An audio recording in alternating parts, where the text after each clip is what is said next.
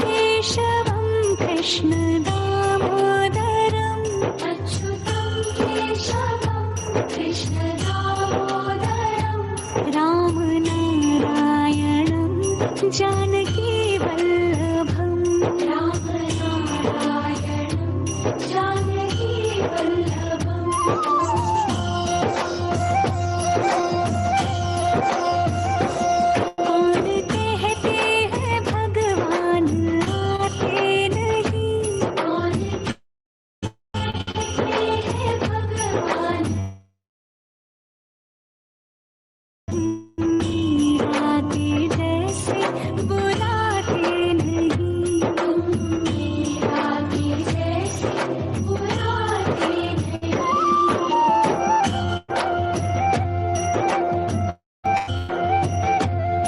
अच्युतं केशवं कृष्ण दामोदरम् अच्युतं केशवं कृष्ण दामोदरम् रामनारायणं जानकी वल्लभम् रामनारायणं जानकी वल्लभम्। अच्युतं केशवं कृष्ण दामोदरम् अच्युतं केशवं कृष्ण दामोदरम् रामनारायणं जानकी वल्लभम् जानकी वल्लभम्।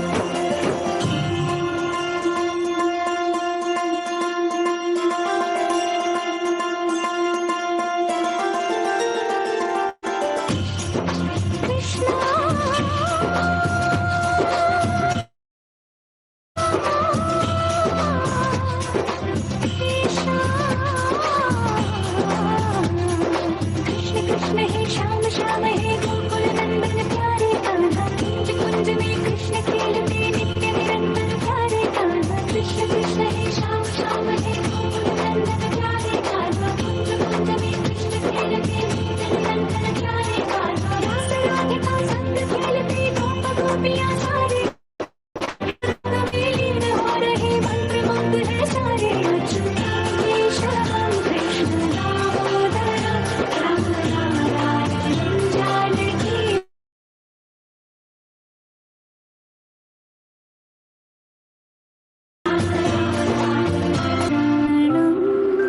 जानकी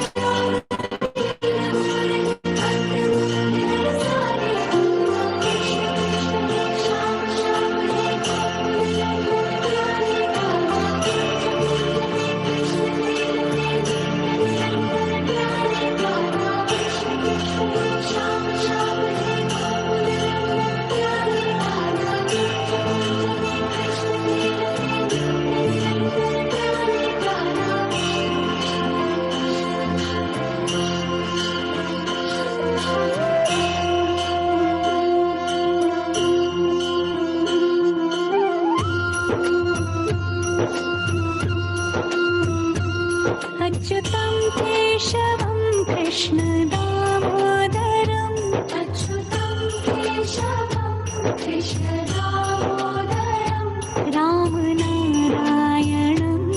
जानकी वल्लभम् रामनारायणं जानकी वल्लभम्।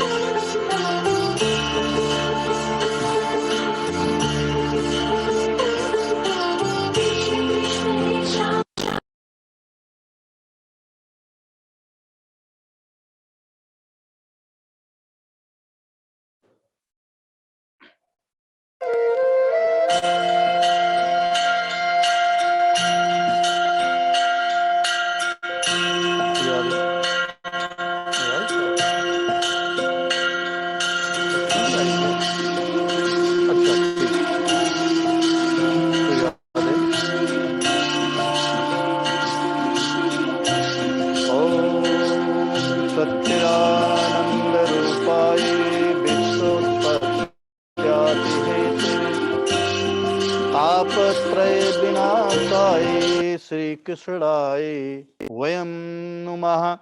यं ब्रह्मा वरुणेन्द्ररुद्रमरुतः स्तुवन्ति दिव्यैः स्तवैर्वेदैः साङ्गपदक्रमोपनिषदैर्गायन्ति यं सामगाः। ध्यानावस्थिततद्गतेन मनसा पश्यन्ति यं योगिनो यस्यान्तं न विदुः सुरा सुरगणा देवाय तस्मै नमः। शान्ताकारं भुजगशयनं पद्मनाभं सुरेशं विश्वाधारं गगने सदृशं मेघवर्णं शुभांगं लक्ष्मीकान्तं कमलनयनं योग वीर्यानम्यम वंदे विष्णुं भवभयहरं सर्वलोकैकनाथं सर्वलोकैकनाथं। श्री विष्णुवे नमः। बोलिए श्री विष्णु भगवान की जय। भगवान श्री कृष्ण जी ने महाभारत के युद्ध के पहले अर्जुन को जो गीता का उपदेश दिया था कुरुक्षेत्र की धरती पर, उपदेश देने का मुख्य उद्देश्य भगवान श्री कृष्ण का यही था कि मनुष्य का जन्म से लेके मृत्यु तक मनुष्य के जीवन का क्या आर है, क्या उद्देश्य है। तो वही भगवान श्री कृष्ण ने अर्जुन को उपदेश दिया था। इसलिए गीता, श्रीमद् भगवद गीता बहुत महत्वपूर्ण मनुष्य के जीवन से बताई गई है। इसीलिए कहते हैं कि व्यक्ति के अंदर जो जीवात्मा होती है, जीवात्मा न कभी मरती है, वो सदैव काल तक अमर रहती है। जैसे हम लोग जीर्ण वस्त्रों का परित्याग करके नए वस्त्र धारण करते हैं, इसी तरह जीवात्मा जीर्ण पुराने शरीर का परित्याग करके और नए शरीर में प्रवेश करती है। तो भगवान श्री कृष्ण इसीलिए कहते हैं कि कभी इस विषय को लेकर कभी शोक नहीं करना चाहिए, क्योंकि मनुष्य का जिसका जन्म होता है तो उसकी मृत्यु ही निश्चित होती है। इसीलिए शोक का परित्याग करके भगवत भजन में जीवन का, अपने संपूर्ण जीवन को लगाना चाहिए। तो भगवान श्री अर्जुन से ही कहते हैं, अशोच्यानन्द शोचस्तम प्रज्ञावादांश भाष्य गतासून गतासूंश्च नानुशोचन्ति पंडिताः। अर्थात कि हे अर्जुन, तू न शोक करने योग्य मनुष्यों के लिए शोक करता है और पंडितों के से बच्चों को कहता है, परंतु जिनके प्राण चले गए हैं उनके लिए और जिनके प्राण नहीं गए हैं उनके लिए भी पंडित जन शोक नहीं करते। ना त्वेवाहं जातु नासं ना त्वं नेमे जनाधिपाः ना चैव ना भविष्यामः सर्वे वै मतः परम। अर्थात ना तो ऐसा ही है कि मैं किसी काल में नहीं था, अर्थात जीवात्मा, कोई समय ऐसा नहीं था कि जीवात्मा नहीं थी, यानी मैं नहीं था या तू नहीं था, अथवा ये राजा लोग नहीं थे, और ना ऐसा है कि इससे आगे हम सब नहीं रहेंगे। जिनके बारे में तू शोक कर रहा है कि ये मेरे पितामह है, मेरे गुरु हैं, मेरे पिता हैं, मेरे ताऊ हैं, मेरे चाचा हैं, ये तो सब पहले कितनी बार आए और कितनी बार चले गए। ये तो जैसे कि ये हमारा ये जो वस्त्र है, जो वस्त्रों का जो रिश्ता है शरीर से, शरीर में पहनने के लिए वस्त्र होते हैं, उसी तरह शरीर का शरीर से रिश्ता है जो कि नाशवान है, न कि जीवात्मा का। जीवात्मा का सिर्फ और सिर्फ संबंध है परमात्मा से। देहिनो स्मन्न था देहे कौमारम यौनम जरा तथा देहांतर प्राप्तिर धीरस्तत्र न मुह्यति। जैसे जीवात्मा की इस देह में बालकपन, जवानी और वृद्धावस्था होती है, वैसे ही अन्य शरीर की प्राप्ति होती है। उस विषय में धीर पुरुष मोहित नहीं होते और न शोक करते हैं। मात्रा स्पर्शास्ता शास्तु कौन्तेया शीतोष्ण सुख दुःखदः आगमापायनो नित्यास तांस्ति तिच्छस्व भारता। हे अर्जुन, हे कुंती पुत्र, सर्दी, गर्मी और सुख दुख को देने वाले इंद्रिय और विषयों के संयोग तो उत्पत्ति विनाशशील और अनित्य हैं। इसलिए हे भारत, तू उनको सहन कर। यम हीना व्यथयन्ते ते पुरुषम पुरुषर्षभा सम दुःख सुखम धीरम सोमृतत्वाय कल्पते। क्योंकि हे पुरुष श्रेष्ठ, दुख सुख को समान समझने वाले जिस धीर पुरुष को ये इंद्रिय और विषयों के संयोग व्याकुल नहीं करते, वह मोक्ष के योग होता है। मनुष्य का जीवन इसीलिए प्राप्त होता है। इस संसार की जितनी भी भोग की वस्तुएं हैं, ये सब नाशवान हैं। तो भगवान श्री कृष्ण अर्जुन को इसीलिए बताते हैं, अर्जुन के माध्यम से हम संसार रूपी सभी प्राणियों को ये समझाते हैं कि इस वस्तुओं में मोह करना व्यर्थ है। अगर मोह करना है तो मुझ परमात्मा को धारण करो, मुझे भजो, क्योंकि संसार की जितनी भी वस्तुएं सब नाशवान, यानी हमारा इस शरीर भी नाशवान है। इसके अंदर जीवात्मा है, वही मैं हूं। जीवात्मा यानी परमात्मा, जीवात्मा का संबंध परमात्मा से है।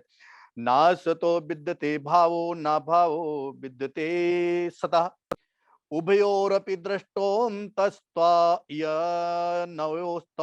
तत्तदर्शिभिः। असत वस्तु की तो सत्ता नहीं है और सत का अभाव नहीं है। इस प्रकार इन दोनों का ही तत्वज्ञानी पुरुषों द्वारा देखा गया है। एनम वेत्ति हंतारम यश्चैनम मन्यते हतम उभौ तो ना बिजानीतो नायम हन्ति न हन्यते। अर्थात जो इस आत्मा को मारने वाला समझता है तथा जो इसको मरा मानता है, वो दोनों ही नहीं जानते, क्योंकि यह आत्मा वास्तव में ना तो किसी को मारता है और ना किसी के द्वारा मारा जाता है। यह आत्मा किसी काल में भी ना तो जन्मता है और ना ही मरता है, तथा ना यह उत्पन्न होकर फिर होने वाला ही है, क्योंकि यह अजन्मा नित्य सनातन और पुरातन है। शरीर के सारे मारे जाने पर भी यह मारा नहीं जाता। हम इस संसार में जितने भी मनुष्य हैं, जितने भी प्राणी हैं, जब तक इस माया के जाल में यहाँ फंसे रहते हैं, माया के मुंह फंसे रहते हैं, तब तक हमें तरह तरह की तृष्णाएं बढ़ती रहती हैं। जब यहाँ से व्यक्ति परम धाम को जाता है, तब जो भगवान गीता में अर्जुन को समझाते हैं, वही वो वहां जाके और अपने यहाँ वंशजों को यही चीज आग्रह करते हैं, सिखाते हैं, बताते हैं कि श्री गीता का पाठ करो और भगवान के बताए हुए वचनों को मानो। क्योंकि यहां से जाने के बाद सब परित्याग हो जाता है, सारा मोह छूट जाता है। तो वो भी भगवत प्राप्ति का उपाय ही बताते हैं। वासांश जीर्णानि तथा विहाय था विहाय नवानि गृह्णाति नरो पराणि तथा शरीराणि विहाय जीर्णान् यन्नानि संयाति नमानि देहि। जैसे मनुष्य पुराने वस्त्रों को त्याग कर दूसरे नए वस्त्रों को धारण करता है, वैसी ही जीवात्मा पुराने शरीर को त्याग कर दूसरे नए शरीर को प्राप्त होता है। इसीलिए शोक नहीं करना चाहिए। नैनम छिदन्ति शस्त्राणि नैनम दहति पावका न क्लेदयन्तापो न शोष्यति मारुतः। इस आत्मा को शस्त्र नहीं काट सकते। इस संसार में कोई अस्त्र शस्त्र नहीं बना जो आत्मा को काट सके। इसको आग नहीं जला सकती। आग ये पांच भौतिक शरीर, जो ये शरीर है, इसको जलाती है, ना कि आत्मा को जलाती है। आत्मा तो चित जल पावक गगन समीरा पंचरति अधम शरीरा। पृथ्वी, जल, वायु, आकाश, अग्नि, ये पांच तत्वों से हमारा शरीर बना होता है। मनुष्य की जब मृत्यु होती है तो ये पांचों तत्व निकल के अपने अपने वायु, वायु में, अग्नि, अग्नि में, तो ये शरीर जलता है, जो कि नाशवान है, नाशवान है। तो इस पे शोक करना व्यर्थ है, क्योंकि यह आत्मा अच्छेद है, यह आत्मा अदाह्य, अक्लेद और निसंदेह अशोष्य है, तथा यह आत्मा नित्य सर्वव्यापी, अचल, स्थिर रहने वाला और सनातन है। जातस्य हि ध्रुवो मृत्युर्ध्रुवम जन्म मृतस्य च तस्माद् परिहारेऽर्थे न तुम सोची तुम अर्हसि। क्योंकि इस मान्यता के अनुसार जन्मे हुए की मृत्यु निश्चित है और मरे हुए का जन्म निश्चित है।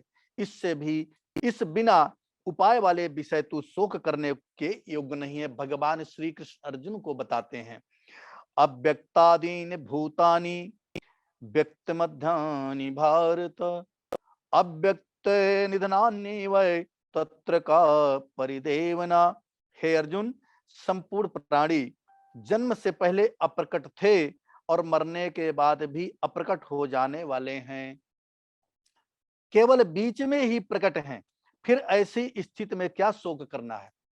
जन्म लेने वाला व्यक्ति जन्म से पहले भी अप्रकट है, मृत्यु के पश्चात भी अप्रकट हो जाता है। ये जो बीच का है उसमें प्रकट होता है। तो जब सारा समय अप्रकट में रहता है, भगवान श्री कृष्ण अर्जुन को यही बताते हैं कि सब सारा अप्रकट है, जो बीच में छोटा सा समय आता है वही प्रकट है, तो उसमें शोक करने की कोई बात नहीं। आश्चर्यावत् पश्यति कश्चिदेन माश्चर्यावत् ददते तथैव चान्या आश्चर्यवच्चैन मन्ना शृणोति श्रुत्वापेनं वेद न चैव कश्चिदा। कोई एक महापुरुष ही इस आत्मा को आश्चर्य की भांति देखता है और वैसे ही दूसरा कोई महापुरुष ही इसके तत्व का आश्चर्य की भांति वर्णन करता है, तथा दूसरा कोई अधिकारी पुरुष ही इसे आश्चर्य की भांति सुनता है और कोई कोई सुनकर इसको नहीं जानता। साधु लोग जैसे हैं, साधु लोग शोक नहीं करते।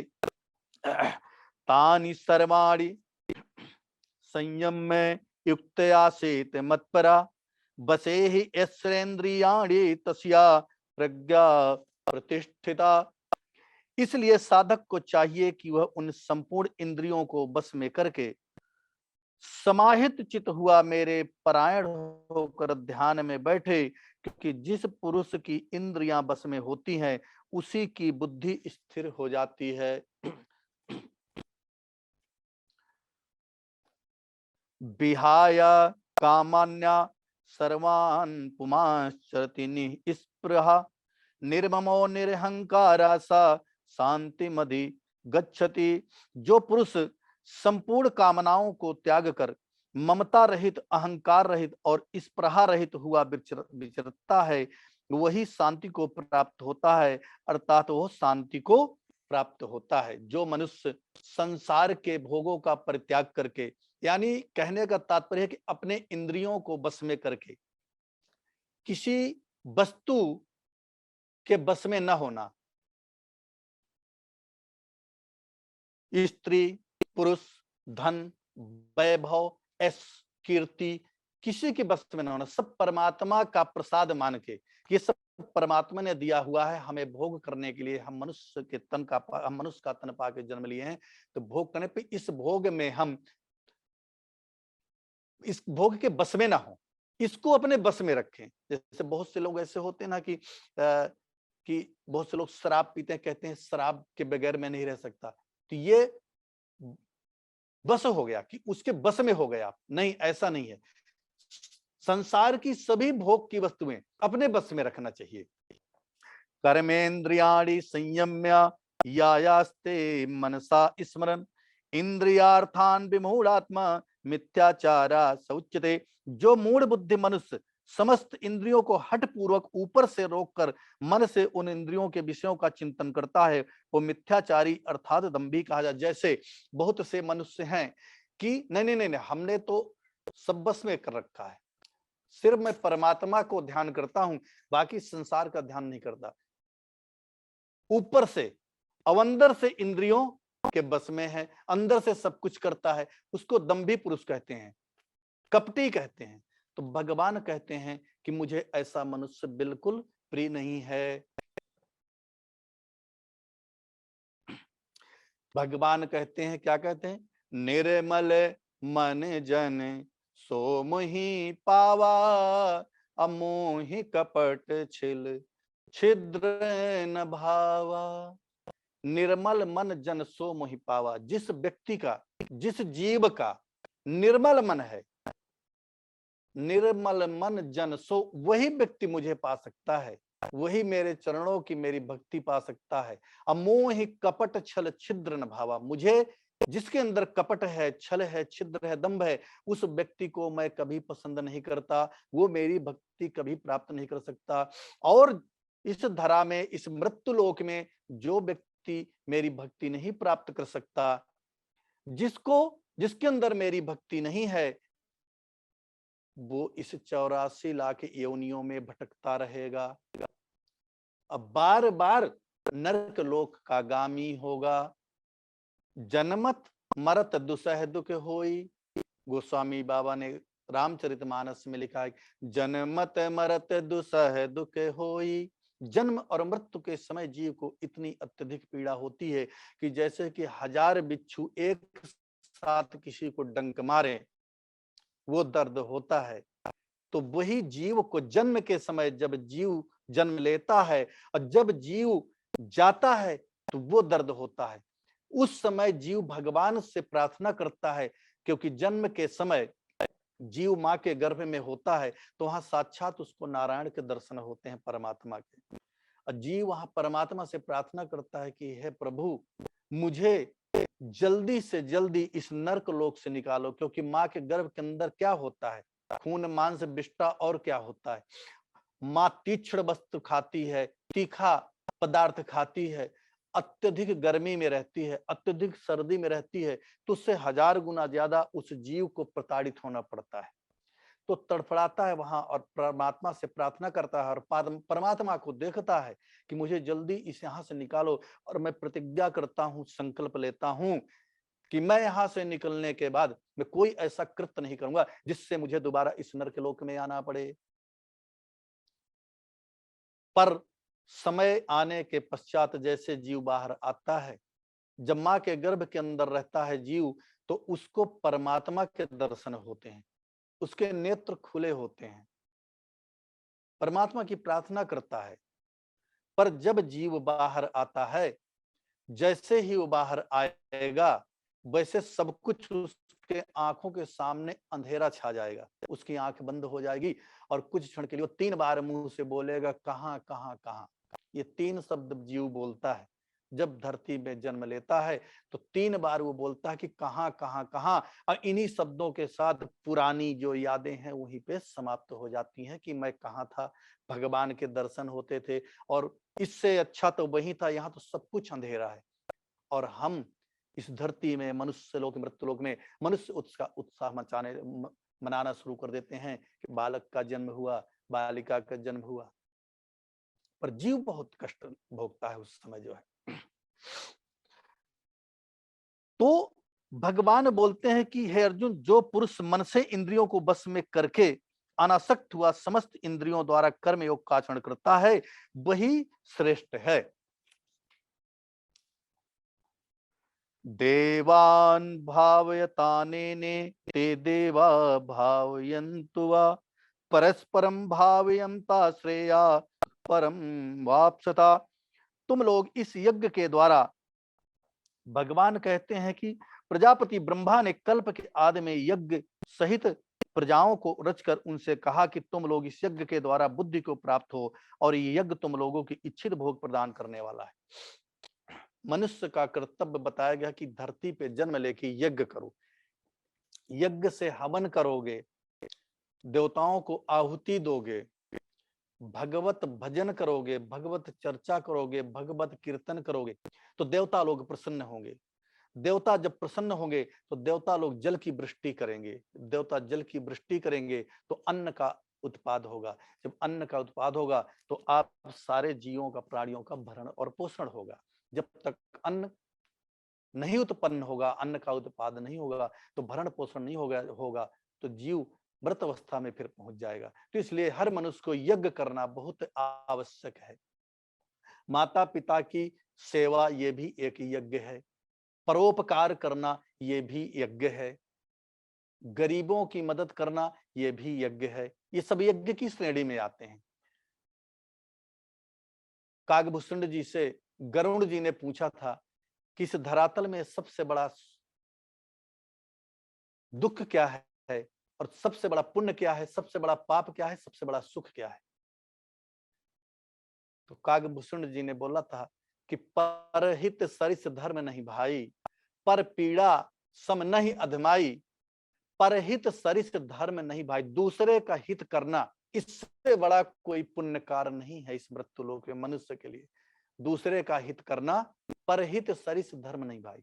अपना अपना हित तो पशु पक्षी चिड़िया कुत्ते बिल्ली जितने जीव बने हैं सारे कर लेते हैं, पर पीड़ा नहीं सम अधमाई, दूसरे को इस पांच भौतिक शरीर के द्वारा दूसरे को किसी तरह की पीड़ा पहुंचाना, इससे बड़ा कोई पाप नहीं।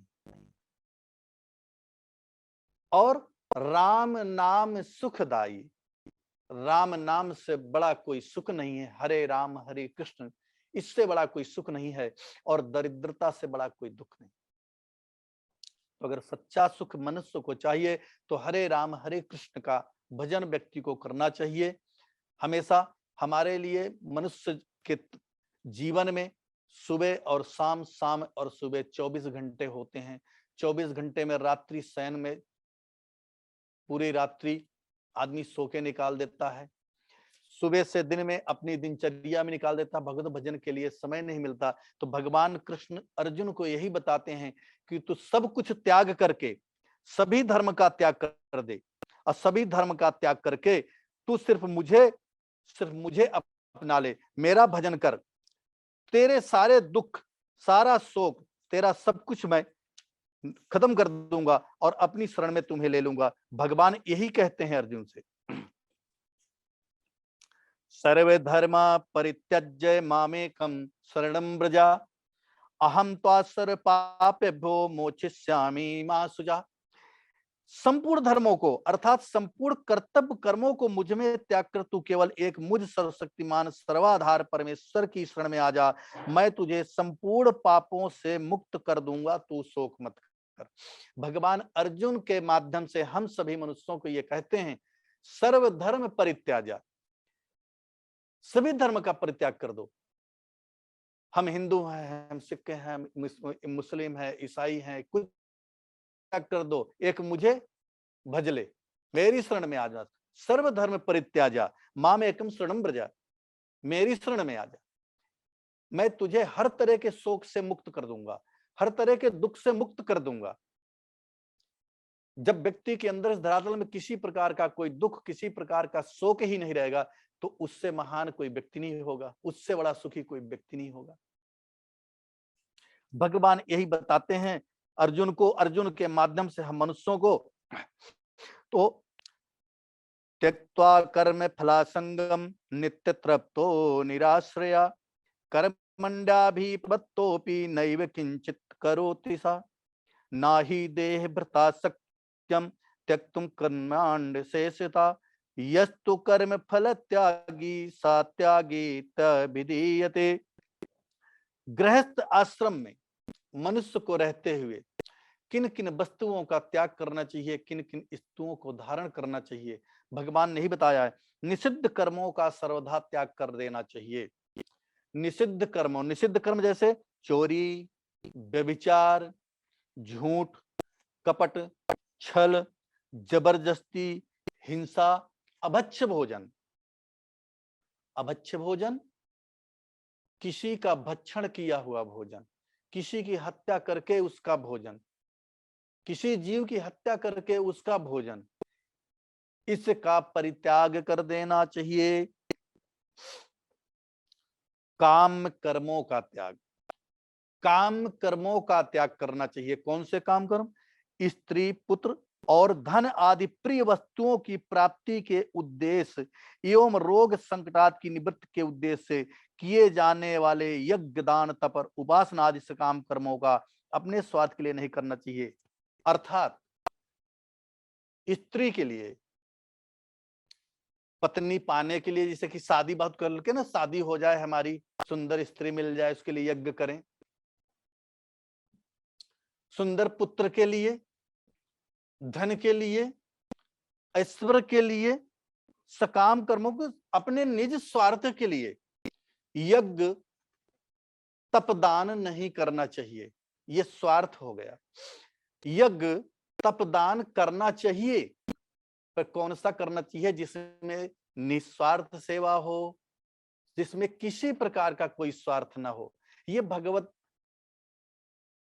वाणी है। भगवान श्री कृष्ण ने अर्जुन से कहा है, यानी कि अर्जुन के माध्यम से हम सबको, कि कोई भी यज्ञ, कोई भी दान, कोई भी तप, कोई भी धर्म स्वार्थ के लिए नहीं करना चाहिए, निस्वार्थ भाव से करना चाहिए। तृष्णा का सर्वथा त्याग करना चाहिए। तृष्णा, इच्छा, मान, बड़ाई, मेरा इतना मान हो, मेरा इतना सम्मान हो, मेरी इतनी बड़ाई हो, मेरी इतनी प्रतिष्ठा हो, हैं? एवं मेरी स्त्री बड़ी सुंदर है, मेरा पुत्र बहुत सुंदर है, मेरा पुत्र ऐसा है, मेरा पुत्र वैसा है। ये भी अनित्य पदार्थ, इनके बढ़ने से इस पे कभी भी कहने का मतलब कि अहंकार नहीं करना चाहिए, क्योंकि ये सब भगवत का फल ये भगवान ने दिया है। कहते हैं ना कि भगवान के बगैर, ईश्वर के बगैर पत्ता नहीं हिलता। अब भगवान ने हम मनुष्यों को क्या चीज दिया है, बाकी सब अपने पास रखा है। 6 चीजें भगवान ने मनुष्य को दिया है, बाकी सब भगवान के पास है। स्वार्थ के लिए दूसरों से सेवा कराने का त्याग हमेशा करना चाहिए। स्वार्थ के लिए दूसरे का त्याग, अपने सुख के लिए किसी से भी धन आदि पदार्थ अथवा सेवा कराने की याचना एवं बिना याचना के दिए हुए पदार्थों को या की हुई सेवा को स्वीकार करना तथा किसी प्रकार से भी किसी से अपना स्वार्थ सिद्ध करने मन में इच्छा रखना, इसका त्याग करना चाहिए। अपने निजी स्वार्थ के लिए, अपने धन बढ़ाने किसी को ठगना, इसका परित्याग करना चाहिए। संपूर्ण कर्तव्य कर्मों में आलस्य और फल की इच्छा का सर्वथा त्याग करना। संपूर्ण मनुष्य अपने जीवन जो भी कर्म कर रहा है, धर्म कर्म जो भी कर रहा है, उसके फल की इच्छा नहीं करना चाहिए। हानि लाभ जीवन मरण जस अपजस विधि हाथ, ये 6 वस्तुएं परमात्मा ने अपने पास रखा है, बाकी सब मनुष्यों को दे। हानि लाभ जीवन मरण, यश अपयश, आपकी कीर्ति आपकी यश बढ़ेगा वो परमात्मा के हाथ में है। आपका अपयश होगा, आपके ऊपर कलंक लगेगा, वो परमात्मा के हाथ है, पर है आपके कर्मों के द्वारा। आपका हानि लाभ, आप कोई भी बिजनेस करते हैं, नौकरी करते हैं, धंधा करते हैं, सब कुछ उसके ऊपर छोड़ दो। हम लोग कहते हैं ना, तेरा तुझको अर्पण क्या लागे मेरा, गाते हैं ना हम लोग आरती में, प्रभु क्या लागे मेरा, तेरा तुझको अर्पण, प्रभु जी का प्रभु को समर्पण क्या लागे मेरा। ये बोलते हैं आरती में ना, तेरा तुझको अर्पण क्या लागेगा, तन मन धन एह जीवन सब कुछ है तेरा, है? हम लोग आरती में बात, तो उसको जब आरती को गाएं और जब ये भाव मन में आए तो भगवान के सामने अपने आप को बिल्कुल तन मन धन एह जीवन सब कुछ है तेरा, तेरा तुझको अर्पण क्या लागे मेरा। जैसे कि भगवान दशरथ जी ने विश्वामित्र जी से यही बात बोली थी। पहले राम के प्रति बड़ा मोह था, पर जब गुरु वशिष्ठ जी ने दशरथ जी को समझाया, तब दशरथ जी ने यही बोला था विश्वामित्र जी से, नाथ सकल संपदा तुम्हारी और मैं सेवक समेत सुत नारी। हे परमात्मा, नाथ सकल संपदा तुम्हारी, मेरी सारी संपदा आपकी है। सारी संपदा में क्या, मैं सेवक, मैं खुद सेवक हूं आपका, समेत सुत नारी, मेरी नारी, मेरा सुत यानी मेरा पुत्र, मेरी संपदा, सब कुछ आपका है। यही भाव परमात्मा के सामने व्यक्ति को, मनुष्य को, जीव को रखना चाहिए। हानि लाभ जीवन मरण जैसे अप जैसे विधि, ये विधाता के हाथ में है। इसीलिए सुख और दुख में समान भाव रखना चाहिए। दुख नहीं आएगा तो सुख का आनंद आपको नहीं प्राप्त होगा, आप जानेंगे नहीं कि सुख किसको कहते हैं, सुख के बारे में आपको ज्ञान नहीं होगा। सुख नहीं आएगा तो दुख के बारे में आप नहीं जानेंगे। दोनों एक दूसरे के पूरक हैं, इसलिए दोनों के आने पर समान भाव रखना चाहिए, समान भाव। और मनुष्य को अपने कर्तव्य में अडिग रहना। कौन से कर्तव्य, वही कर्तव्य हरे राम राम राम हरे हरे, हरे कृष्ण कृष्ण कृष्ण हरे हरे। इस मंत्र का जप करना चाहिए, माता पिता की सेवा करनी चाहिए, गुरुजनों का की चरणों की सेवा करना चाहिए, परोपकार करना चाहिए, दूसरे का धन नहीं छीनना चाहिए, चोरी से बचना चाहिए, झूठ से बचना चाहिए, दंभ से बचना चाहिए, कपट से बचना चाहिए। तो वो मनुष्य इस जीवन में साधु है, उस मनुष्य को साधु की पदवी दे गई है। ईश्वर भक्ति में आलस्य का त्याग करना चाहिए, ईश्वर की भक्ति में कभी भी आलस्य नहीं करना चाहिए, और ईश्वर की भक्ति में स्वार्थ नहीं जुड़ा होना चाहिए। ईश्वर की भक्ति जब भी करो तब बस इसी भाव के साथ करो, तन मन धन यह जीवन सब कुछ है तेरा, तेरा तुझको अर्पण क्या लागे मेरा। इस भाव के साथ प्रभु की आराधना करनी चाहिए। ईश्वर भक्ति में कामना का परित्याग करना चाहिए। भगवान श्री कृष्ण अर्जुन को बता रहे हैं, अर्जुन के माध्यम से, क्योंकि भगवान श्री कृष्ण नारायण हैं और अर्जुन नर है, यानी हम सब नर हैं।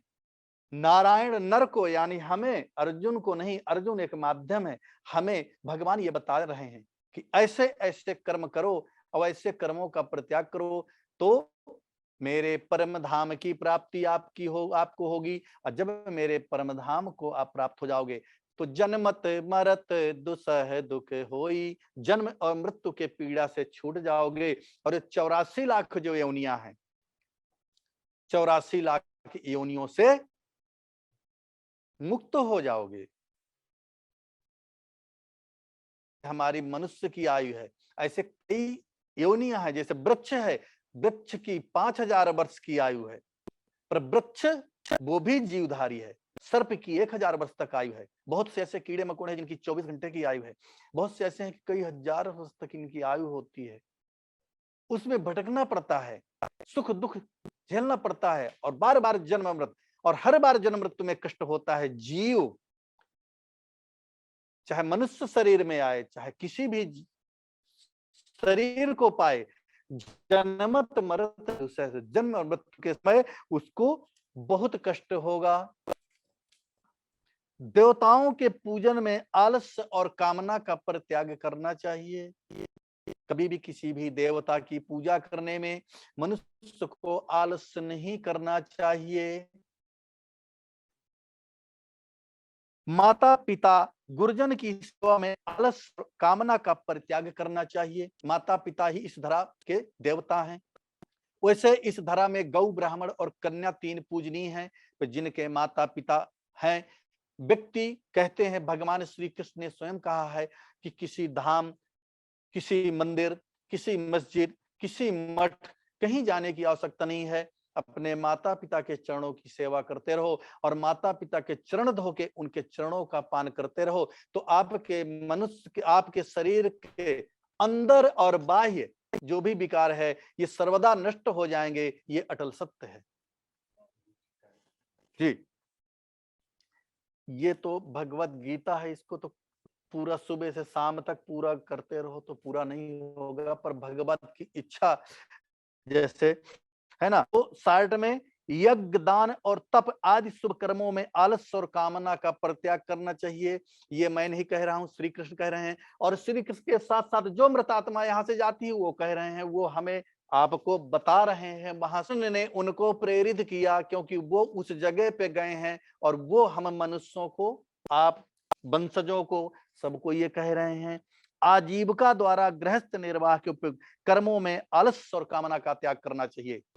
शरीर संबंधी कर्मों में आलस्य और कामना का त्याग करना चाहिए। संसार के संपूर्ण पदार्थों में और कर्मों में ममता और आसक्ति का सर्वथा परित्याग करना चाहिए। संसार के संपूर्ण पदार्थ, अपने शरीर से लेके और अपने कर्म में ममता यानी मोह और आसक्ति का सर्वथा परित्याग करना चाहिए, है। तो भगवान फिर अंत में फिर कहते हैं कि सर्वधर्मान परित्यज्य मामेकं शरणं व्रज। अहम त्वा सर्व पापेभ्यो मोक्षयिष्यामि मा शुचा। तो इसलिए हे जीव, हे मनुष्य रूपी प्राणी, सभी धर्मों का परित्याग करके तू अनन्य भाव से मेरी शरण में आ जा। मैं तुझे सभी दुखों से, सभी प्रकार के शोकों से मुक्त कर दूंगा। बोलो वृंदावन बिहारी लाल की जय।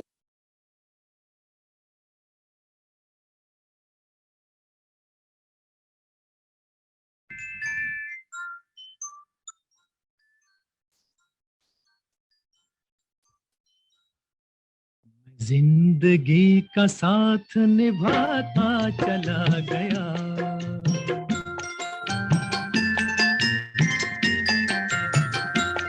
हर फिक्र को धुएं में उड़ाता चला गया, हर फिक्र को धुएं में उड़ा।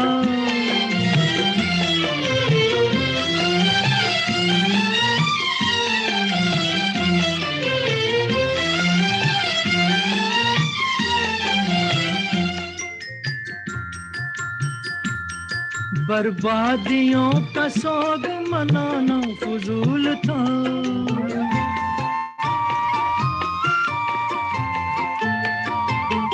बर्बादियों का सोग मनाना फजूल था, मनाना फजूल था, मनाना फजूल था। बर्बादियों का जश्न मनाता चला गया, बर्बादियों का जश्न मनाता चला गया, हर फिक्र को धुएं में उड़ा।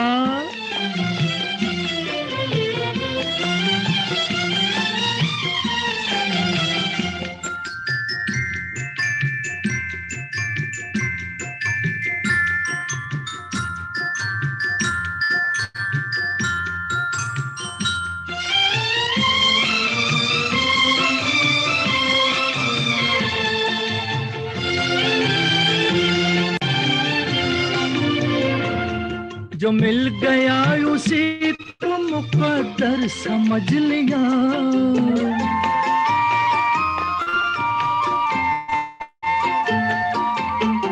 जो मिल गया उसी को मुकद्दर समझ लिया, मुकद्दर समझ लिया, मुकद्दर समझ लिया। जो खो गया मैं उसको भुलाता चला गया, जो खो गया मैं उसको भुलाता चला गया, हर फिक्र को धुएं में उड़ा।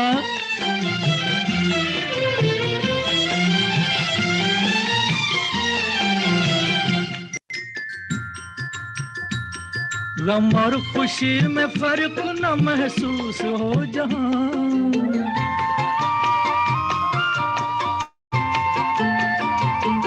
गम और खुशी में फर्क न महसूस हो जहां, न महसूस हो जहां, न महसूस हो जहां। मैं दिल को उस मकाम पे लाता चला गया, मैं दिल को उस मकाम पे लाता चला गया, मैं जिंदगी का साथ निभाता चला गया, हर फिक्र को धुएं में उड़ाता चला गया।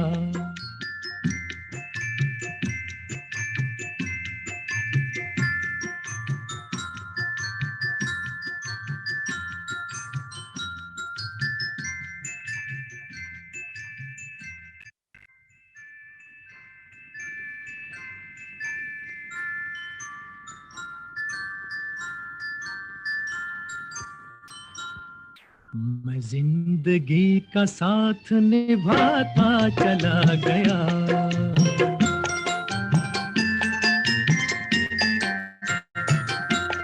हर फिक्र को धुएं में उड़ाता चला गया, हर फिक्र को धुएं में उड़ा।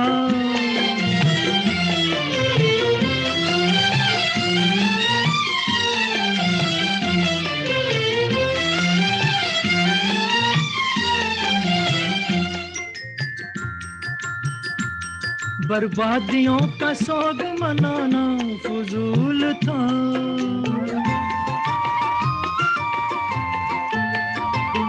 बर्बादियों का सोग मनाना फजूल था, मनाना फजूल था, मनाना फजूल था। बर्बादियों का जश्न मनाता चला गया, बर्बादियों का जश्न मनाता चला गया, हर फिक्र को धुएं में उड़ा।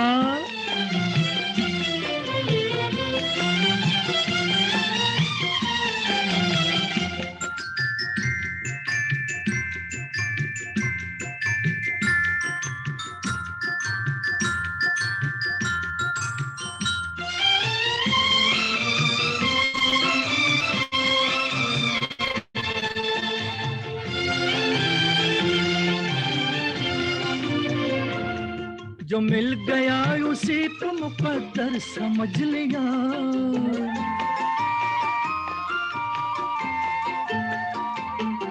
जो मिल गया उसी को मुकद्दर समझ लिया, मुकद्दर समझ लिया, मुकद्दर समझ लिया। जो खो गया मैं उसको भुलाता चला गया, जो खो गया मैं उसको भुलाता चला गया, हर फिक्र को धुएं में उड़ा।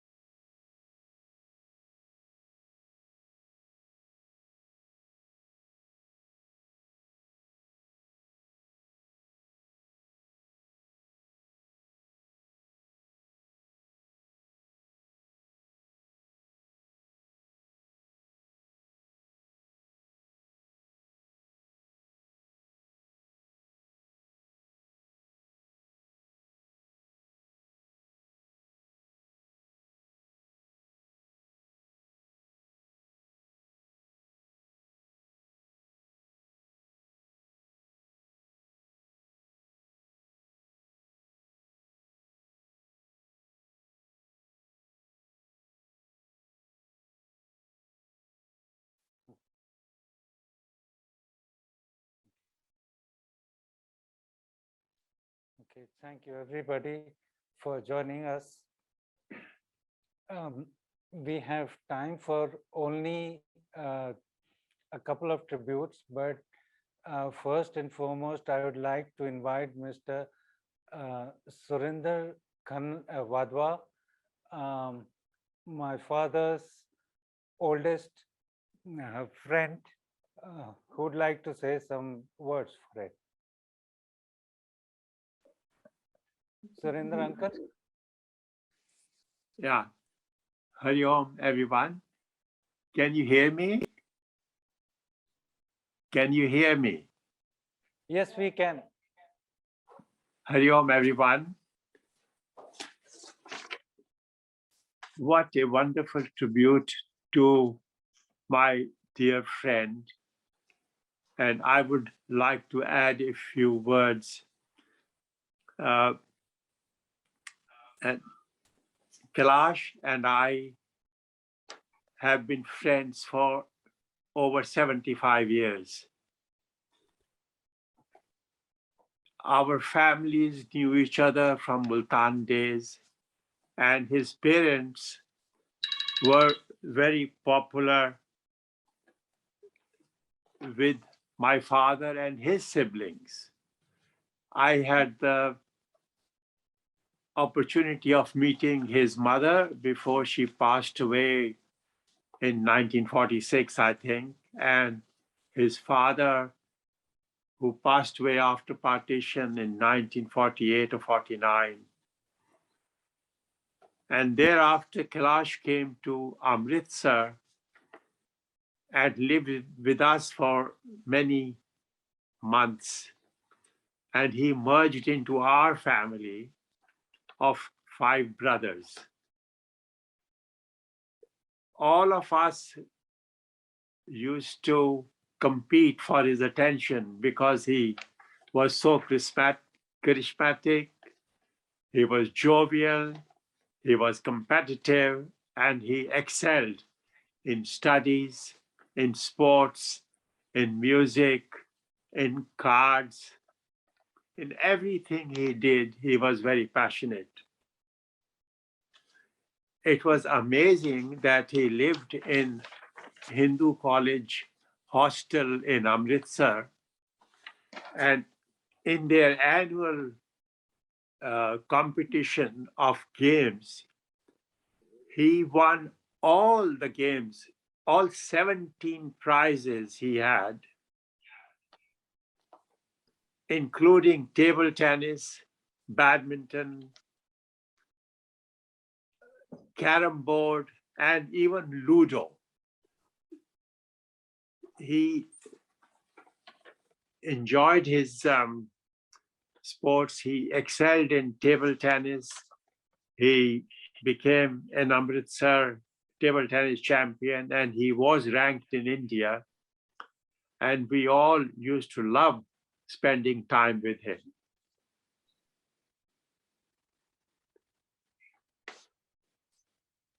We did our graduation together in Amritsar, and thereafter he got into a job in Caltex a few years later, and he also helped me in 1958 to join Caltex. I worked with Caltex for 3-4 years, but we carried on. Our families knew each other, our wives, our children. We all spent a lot of time together. While we have been in London for 30 years, we have met the family every time we came to Delhi. And we were also very fortunate that we met him last month, and he was in good spirits. And we shared so many memories together that it's fantastic. He has left such wonderful memories, and he has moved on to his peaceful final place, and he leaves behind a wonderful, loving wife, Gudo, and their children, Pooja and Ashish, and their extended families. And may God bless them all, and may God bless his noble soul. Om Shanti. Thank you very much, Narendra. Thank you so much. Although we wanted to have a few more tributes, especially from my eldest cousin, Mr. Sudhir Kapoor, as well as my father's favorite cousin, Vicky Suri. But muted. Pandit ji is saying the time is up and we need to move on to Rasam Pagdi. So you might be going to Sundarama also. Sundarama is also in Caltex now, after his graduation. Who is your favorite cousin, second cousin?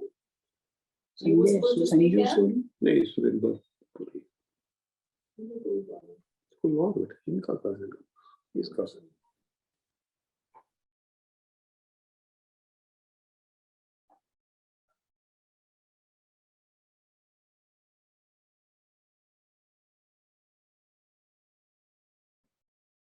ओम स्वस्ति न इंद्रो बृहस्पतिः स्वस्ति नः पूषा विश्ववेदाः स्वस्ति नस्तार्क्ष्यो अरिष्टनेमिः स्वस्ति no बृहस्पतिर्दधातु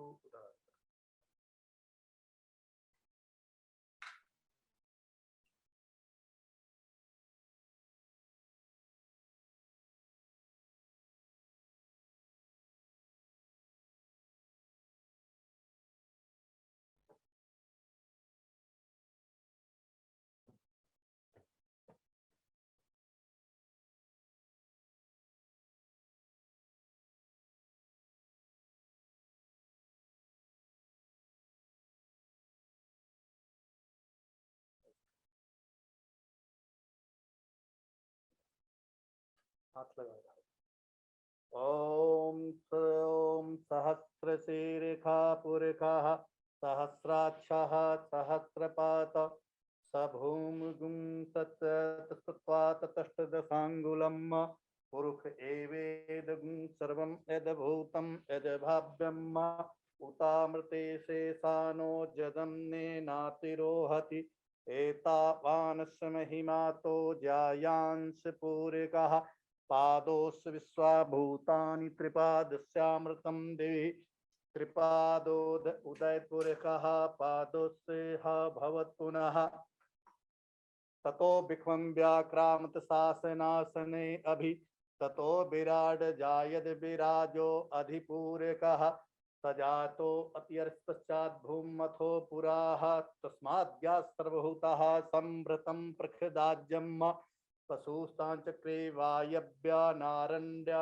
ग्राम्याश्च तस्माद्या सर्वभूतः संभृतं प्रखदाज्यम् पशुस्तांचक्रे वायव्या नारण्या ग्राम्याश्च तस्माद्या धृतः ऋचः सामानि जग्रे चन्द्रासग्रे तस्माद् जायेत तस्मात् स्व अजायन्ते के चोभयादितः गावो हजग्रे तस्मात् जाता अजावयः तंजग बहिर्प्रोच्छन् पुरखं जातमग्रतः तेन देवा अयजन्त साध्यारिख ऐसे यत्परखं वददा विकल्पयन् मुखं किमस्यासीत् किं बाहु किमूरुपाद उच्यते ब्राह्मणो समुखमासीद् बाहुराजन्यः कृता ऊरू तदस्यापदस्यां शूद्रो अजायता चंद्रमा मनसो जातक्षचोः सूर्यो अजायता श्रोता द्वा इस प्राण से मुखादग्निरजायता नाभ्या आसीदं तरिक्षगुंसिषडौ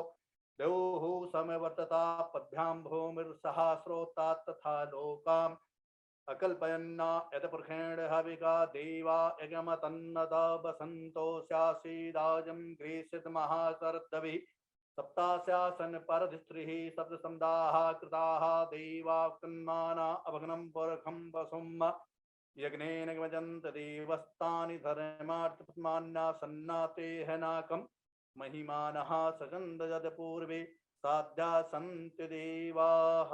ओम शांति शांति शांति। अभी ये एक चेयर हटा लीजिए थोड़ा। अभी उनको आप उसको सहित आपको उठाना है। उठाना है? हाँ, उठा के देखना कैसे करना है। तो अपने सीधे कंधे पे है सामने होना चाहिए उनके, ऐसे रख के सामने ऐसे खड़े होके और मन में कि हे परम पूज्य पिताश्री, मैं आपके इस भार को, आपकी दी हुई जिम्मेदारियों को, आपके सभी कार्यों को, मैं आपके पुत्र होने के नाते मैं आपकी सारी जिम्मेदारी अपने कंधे पे धारण करता हूँ, इस भाव के साथ। ठीक।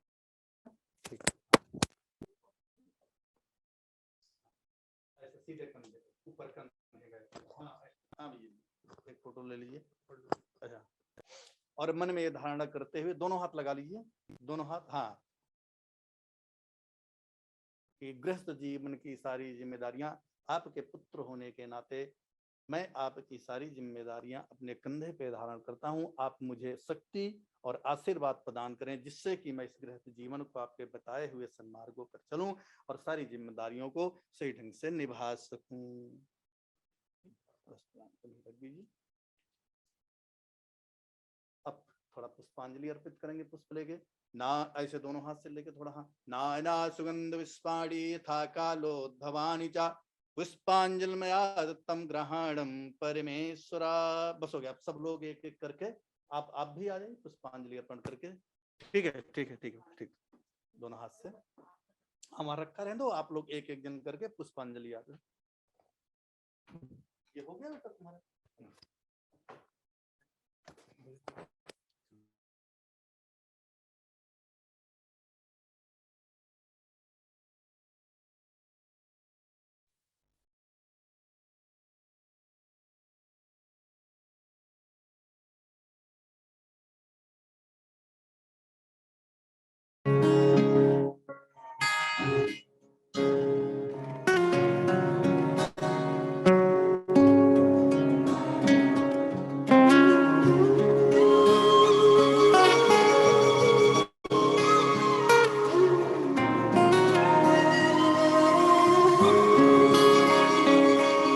श्री कृष्ण गोविंद हरे मुरारी, हे नाथ नारायण वासुदेव। श्री कृष्ण गोविंद हरे मुरारी, हे नाथ नारायण वासुदेव। पितु मात स्वामी सखा हमारे, पितु मात स्वामी हमारे, हे नाथ नारायण वासुदेव। श्री कृष्ण गोविंद हरे मुरारी, हे नाथ नारायण वासुदेव। श्री कृष्ण गोविंद हे मुरारी, हे नाथ नारायण वासुदेव। श्री